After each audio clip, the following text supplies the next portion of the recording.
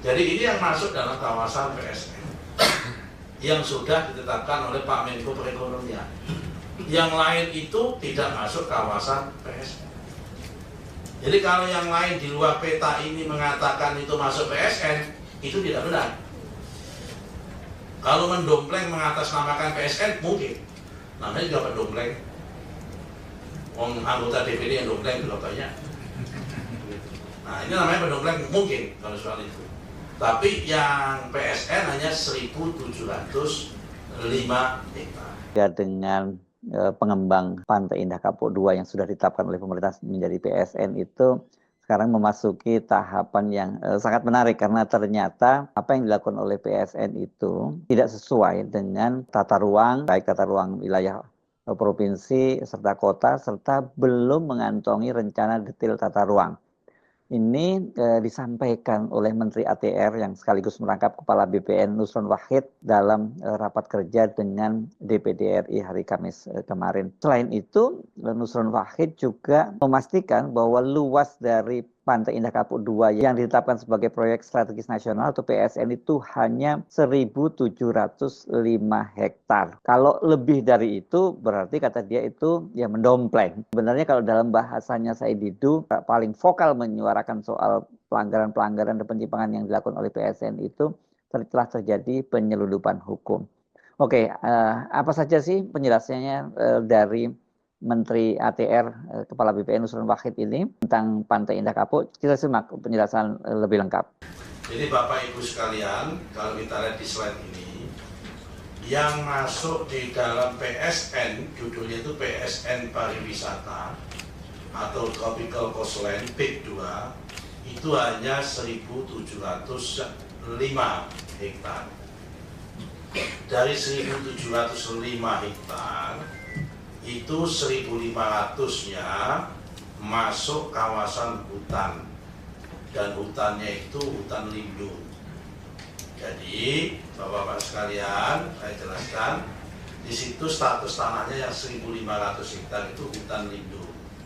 Tapi karena di pinggir pantai sudah nggak banyak hutannya, ada hutan bakau, ada udah menjadi rawa dan sebagainya. Tetapi status tanahnya itu masih hutan lindung. Jadi yang menjadi PIK, yang menjadi PSN itu hanya 1.700. Jadi yang sampingnya yang disampaikan oleh Pak dari penganut tadi sampai sana, sampai ujung sana itu misal yang kawasan 60 km bisa jadi itu adalah perumahan. Dan yang perumahan itu bukan PSN. Itu bisnis to bisnis yang perumahan. Nah yang menjadi PSN ini yang ada di 5 klaster itu. Mohon saya terlalu kecil ini, yang di 5 klaster. Yang klaster pertama yang di A itu kawasan desa Tanjung Pasir seluas 54 hektar. Kondisi existingnya sekarang sebagian itu berupa tambak. Tapi ini dulunya adalah hutan lindung, tapi sekarang ini bertambah oleh masyarakat. Oke, kemudian kawasan B itu desa Ohot, ya kan, seluas 261 hektar. Kondisi existing berupa lahan tambak atau mangrove, dipakai untuk mangrove. Kemudian kawasan C, desa Muara dan desa Tanjung Pasir, seluas 302 hektar. Kondisi existing berupa tambak dan hutan mangrove. Kemudian kawasan D, desa Muara, seluas 217 hektar. Itu kondisi existingnya berupa tambak. Kemudian kawasan E, desa Mauk dan desa Tronjo, yang tadi disampaikan oleh Pak dari Banten, seluas 687 hektar. Kondisi existing berupa rawa-rawa dan tambak. Jadi ini yang masuk dalam kawasan PSN yang sudah ditetapkan oleh Pak Menko Perekonomian. Yang lain itu tidak masuk kawasan PSN. Jadi kalau yang lain di luar peta ini mengatakan itu masuk PSN, itu tidak benar. Kalau mendompleng mengatasnamakan PSN mungkin, namanya juga pendompleng. Anggota DPD yang dompleng juga banyak. Nah ini namanya pendompleng mungkin kalau soal itu. Tapi yang PSN hanya 1.705 hektar. Nah, akan digunakan apa? Untuk kepentingan pariwisata. Ada digunakan untuk wisata mangrove, ada digunakan kayak New Dufan begitu. Konteksnya itu di sekitar itu. Nah, bagaimana prosesnya? Nah, prosesnya adalah yang bersangkutan. Nah, ini langsung di kesimpulan saja, Pak. Nah, ini kalau mau lihat petanya, silakan dilihat petanya. Di sini kami sampaikan petanya pada kawasan rencana pengembangan PIK 2. Di sini halaman berapa itu? Halaman 14. Berdasarkan terdapat hutan lindung berdasarkan peta perkembangan pengukuhan kawasan hutan tahun 2020 SK Kepmen LHK nomor 398 tahun 2024. Jadi ini masuk di kawasan hutan lindung. Nah, kemudian problem kedua, memang ada masalah di dalam PSN ini. Problem pertama adalah sebagian besar kawasannya itu hutan lindung. Karena hutan lindung kalau mau dipakai untuk APL itu harus melalui 2 tahap lagi, Pak. Tahap pertama adalah dari hutan lindung diturunkan menjadi hutan konversi. Dan hutan konversi diturunkan menjadi APL, dilepas hutannya. Tapi kalau melepas hutan, nanti menjadi isu internasional, yaitu isu deforestasi. Nah, ini selalu menjadi concern di dalam jagat internasional. Nah, karena itu dalam konteks ini ada satu hambatan pertama. Karena itu kalau PSN bagaimana? Memang kalau PSN rambu-rambu ini bisa diterabas atas nama prioritas nasional, tapi tetap tentu dengan kajian. Isu kedua, ya kan? Isu kedua di dalam sini kan berdasarkan Perda nomor 1 tahun 2023 tentang rencana tata ruang dan rencana wilayah provinsi, ya kan, oleh Provinsi Banten, itu kawasan transportasi, kawasan perikanan, dan kawasan pariwisata. Nah, kemudian di dalam RT RW-nya Kabupaten Tangerang itu juga selain masuk kawasan lindung, di dalam perdanya nomor berapa ini? Nomor 13 tahun 2011 tentang rencana tata wilayah ruang wilayah Kabupaten Tangerang, ini masuk kawasan perikanan budidaya dan pemukiman. Jadi ini bertentangan. Dari RT RW Kabupaten bertentangan, dari RT RW dari aspek lahannya itu harus diturunkan 2 kali prosesnya. Nah, bagaimana selanjutnya? Saya buat kesimpulannya. Lanjut, Pak. Jadi kesimpulannya kami ada 4. Rencana pengembangan PSN pariwisata PIK 2 masih ada yang belum selesai sesuai rencana tata ruang, yang belum sesuai. Pertama,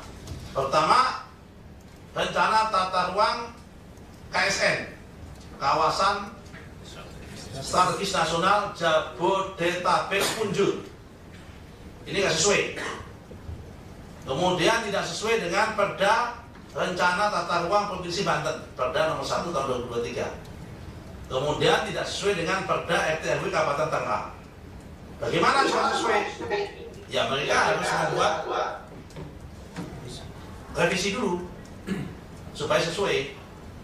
Nah, kemudian poin kedua, rencana pengembangan PSN pariwisata PIK 2 masih berada di dalam kawasan hutan berdasarkan SK Kepmen daripada LHK tahun 2024 yang tadi saya sampaikan kondisinya tadi. Nah, tidak lanjutnya bagaimana? 1.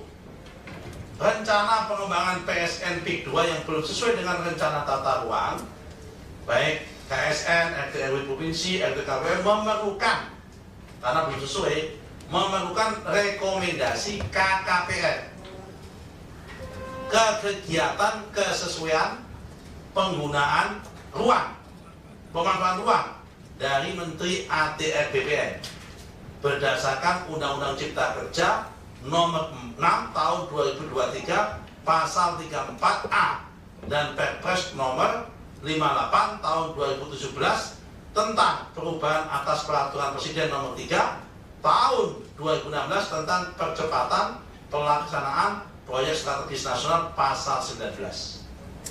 Jadi karena ini tidak sesuai, bola di tangan kami. Apakah kami mengizinkan apa tidak?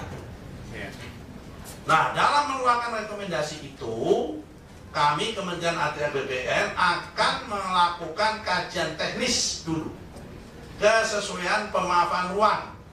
Mengingat Pak, fokus PSN pada tahun 2024 dan sampai tahun 2029 adalah proyek yang menopang kepentingan swasembada pangan, kedua swasembada energi, ketiga hilirisasi, dan keempat Giant Seawall Jakarta dan Pantai Utara Jakarta. Ini dari kami. Jadi kami lagi meneliti ini, apakah ini masuk kategori ini apa tidak? Ya kan? Kalau tidak masuk kategori ini, kalau kami memaksakan bagaimana, kalau tidak bagaimana. Jadi tahapnya kami belum bisa ngambil kesimpulan. Kenapa? Karena PSN-nya sudah diteken oleh Menko. Dan kami sama-sama pemerintah. Tidak boleh saling bertentangan antara satu pemerintah dengan pemerintah yang lain. Tetapi perlu kami jelaskan bahwa yang menjadi PSN itu hanya 1.700 hektar. Yang 1.500-nya kawasan hutan. Kalau bicara kawasan hutan, pasti itu punya negara. Namanya juga hutan. Kecuali kalau itu hak adat, lain cerita. Nah, kemudian sisanya itu bukan sisanya APL. Nah, mungkin kalau ada pengaduan yang APL ini, ya kan? Yang pengaduan atau ada pengaduan adalah masyarakat yang udah kadung menduduki kawasan hutan mengklaim, kemudian jadi persoalan di sini. Bisa jadi begitu. Nah, ini kan case by case kan? Karena Bapak yang pengadu tadi tidak menyampaikan case-nya apa sesungguhnya, tapi secara umum. Sehingga kami jawabnya secara umum. Kalau kita bicara case-nya apa, di lokasinya mana, kita bisa cek. Karena nggak ada case-nya apa, lokasinya apa, nggak jelas, makanya jawabnya secara umum. Ini yang poin pertama soal PIK. Nah, sekarang ini makin jelas ya apa yang sesungguhnya terjadi dengan Pantai Indah Kapuk 2 ini.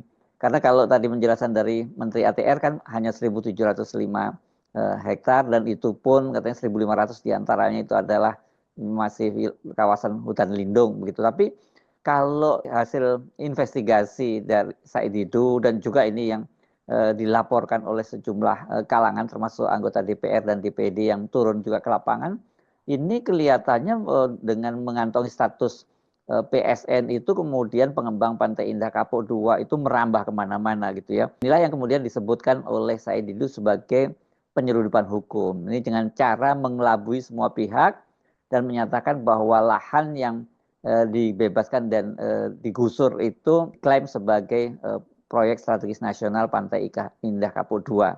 Padahal itu di luar yang 1.705 hektar tadi bukan wilayah Pantai Indah Kapuk. Padahal seperti penjelasan dari Menteri ATR tadi, kalau lebih dari 1.705 hektar itu ya bukan wilayah yang masuk PSN. Tapi dari investigasi yang dilakukan oleh Said Didu itu luas dari Pantai Indah Kapuk 2 itu sekitar 100.000 hektar ini atau lebih luas dari Singapura. Dan ini kata dia bisa terlihat karena dari plang-plang yang digunakan oleh pengembang untuk melakukan penggusuran itu semua tertulis itu adalah PSN Pantai Indah Kapuk 2. Padahal sebelumnya ini hanya diberi nama PIK 2 saja dan itu wilayahnya hanya di Kecamatan Kosambi.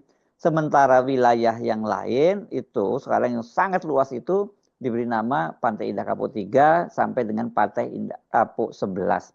Nah, kalau kemudian semua disebut Pantai Indah Kapuk 2 yang itu artinya menjadi PSN, ya tidak salah kalau kemudian Said Didu menyebutnya sebagai penyelundupan hukum. Nah, gara-gara kasus ini Said Didu kan kemudian dilaporkan oleh Abdesi ke polisi dan telah menjalani pemeriksaan. Nah, kalau sekarang pemerintah menjelaskan seperti itu, ya sebenarnya justru pemerintah yang harus tegas terhadap Pantai Indah Kapuk 2, bukan malah orang seperti Said Didu yang memperjuangkan kepentingan rakyat yang lahannya digusur dengan semena-mena dengan harga yang sangat murah, itu malah dilaporkan kepada polisi. Saatnya ini negara dan juga aparat penegak hukum